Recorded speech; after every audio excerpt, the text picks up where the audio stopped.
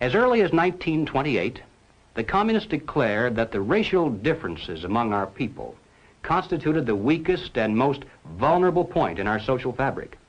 By constantly probing and straining at this one spot, they calculated that eventually the cloth could be torn apart and that Americans could be divided, weakened, and perhaps even set against each other in open combat. We mustn't kid ourselves into thinking that the communists have placed their agitators only into the black communities. They're working both sides of the street.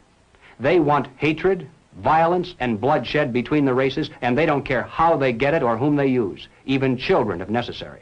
That the communist blueprint calls also for white retaliation and violence in the black communities. It's a very important objective for the Communist Party. So far, they've only been able to involve a small percentage of our Negro people in this war of national liberation. The great majority want no part of it in any form. But the one sure way to change that is to have white vigilante groups striking into the Negro sections supposedly to seek revenge.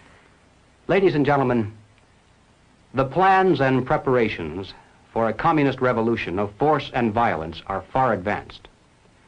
The organization behind these preparations has almost unlimited financial resources, and it provides both training and leadership based upon years of experience in many other countries.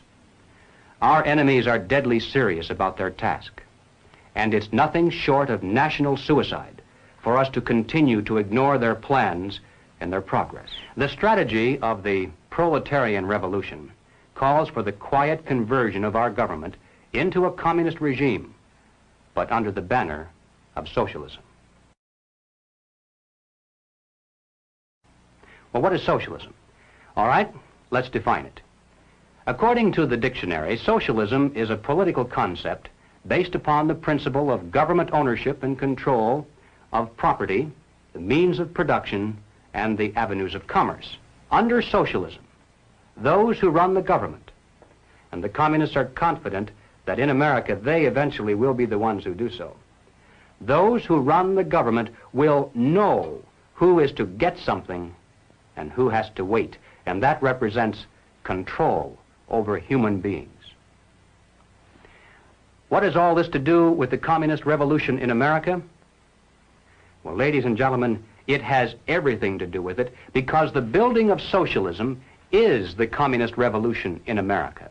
It represents the process whereby our country can be moved gradually toward communism without the people even being aware of it.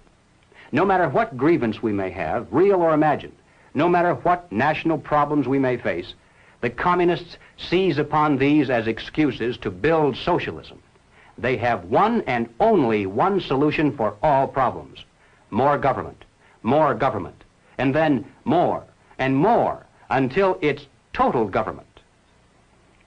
And forgive me for saying it one more time, total government is communism.